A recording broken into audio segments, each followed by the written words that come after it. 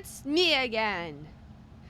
And it's another video today because there's been a lot of updates from NextBridge executives.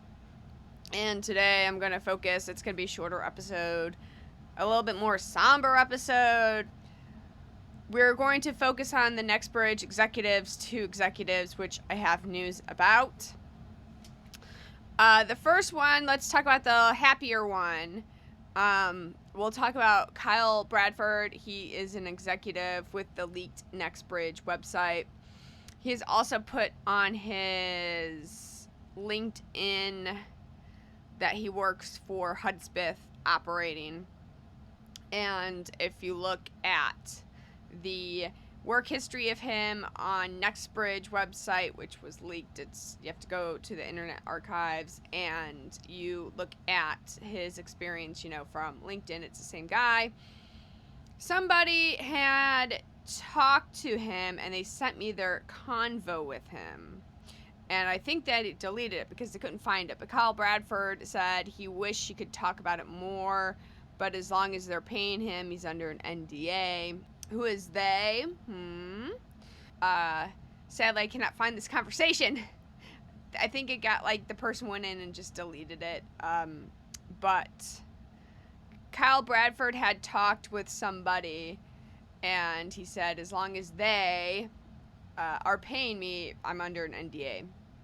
Again, oil's hush-hush, especially when multiple parties are involved. So this solidifies that Hudspeth Operating LLC is indeed NextBridge because this executive kind of lines up with that. And he has this work experience on LinkedIn, but it says Hudspeth and not NextBridge, but the leaked NextBridge website. It matches up. This also gives a bit of assurance that NextBridge site wasn't fake. That was a rumor that it was a fake site. Somebody made it. I'm like, that's a lot of effort somebody went through to make this, and they had to find these people. There's a lot of effort to do this. You have to really know the oil and gas smaller industry and midstream and to do all this. So that kind of, again, solidifies that's our evidence, our clues to say that, hey, this NextBridge thing is legit. It's not just a made-up rumor that somebody did. Also, the website's been around since December of 2020. So Kyle Bradford is hush-hush. He's under an NDA. Sorry about the lighting. So I hope I'm not coming down with conjunctivitis. My eyes burn right now. It feels like I'm going to get conjunctivitis. It's pink eye. There's a lot of dust in my eyes yesterday, and my eyes hurt today. I'm hoping no conjunctivitis. It sucks. I don't want to go to the doctor and go get the stupid gentamicin eye drops. I hope it's the crap gets in your eyes. It's not the viral conjunctivitis. There's also a viral type of conjunctivitis out there too. Conjunctivitis is crazy. Now let's go to the somber instance. So the other executive from NextBridge, he's the board of directors. He's the chairman of the board. So he's the main guy who does the board of directors. He's not really like the CEO. That's Clifton Dubose. But this is the director of NextBridge. It's Oleg Tolmachev. And so Oleg Tolmachev is from Ukraine, and he does the state-run Ukraine natural gas. He is a graduate of Oklahoma State University for petroleum engineering. And he has an apartment in Irving, according to his NextBridge, but he was in Ukraine. And here's the Fox News article, his interview on Fox News. If you like or hate Fox News, regardless of which, just hear the man's story out. He had an opportunity to share his story on a platform. He's getting his story out. So, he had a harrowing escape from Kiev. His apartment was next to basically the president's office. Zelensky. He realized that he couldn't go back to his apartment. That would be a bad idea. So he spent more or less like 2 days trying to get out of Kiev. Where he's going, I don't know. If he's going to stick around in that, Ukraine area, maybe he'll go to Czech Republic. Maybe he'll go to Germany, Slovakia, Hungary, maybe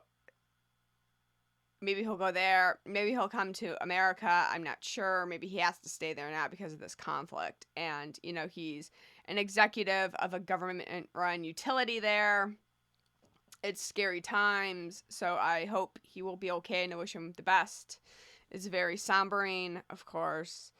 It's difficult to say, fully, I guess, articulate these words, but I wish him the best, and hope he's safe wherever he goes. Like I said, I don't know if he's needed over there in Ukraine, and he's limited to where he can go because he's executive of a state-run utility there, or if he can go elsewhere.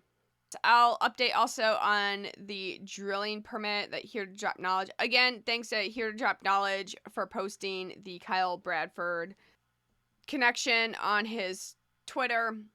A shout out to Ryan McHugh, who messaged me with the Fox News article so I could watch that article and report it to you.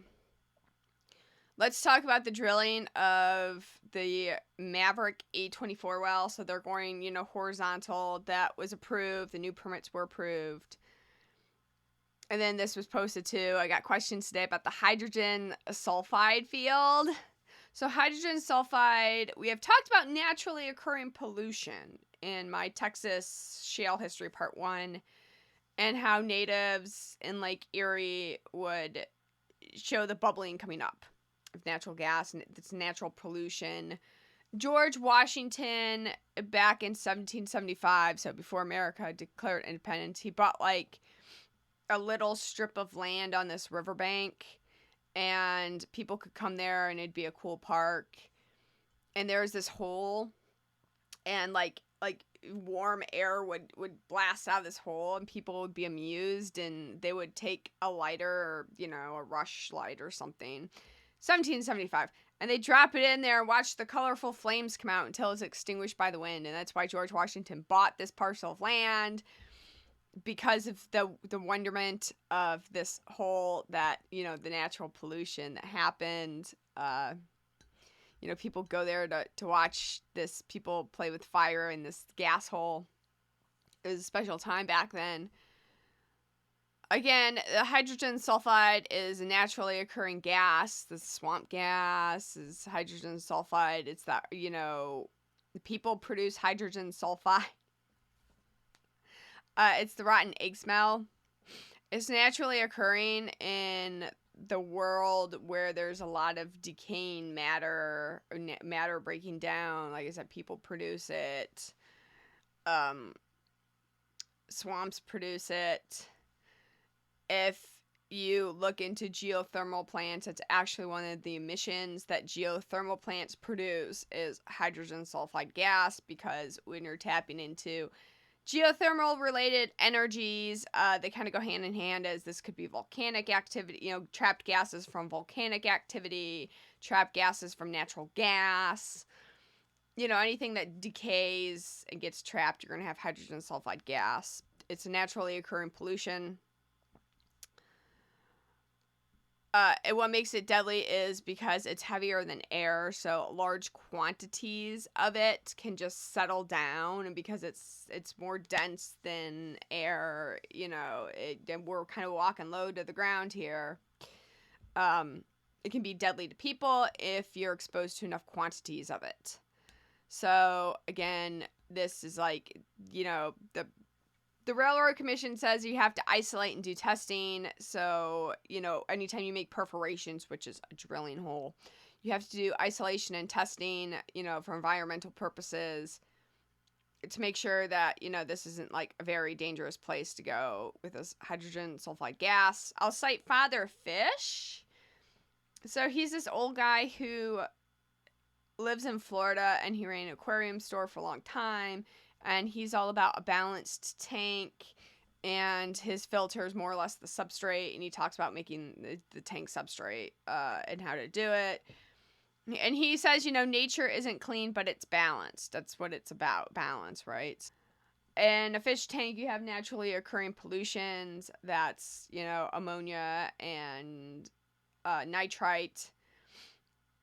And the goal is to put enough bacteria in your tank or have enough substrate for your bacteria to live in that can convert those toxins into plant food, can fix the ammonias and turn it into nitrate, to which, plants can use it. Naturally occurring pollution. Okay, guys, that's it for today. Again, we wish Oleg Tolmachev the best, and I hope he's safe.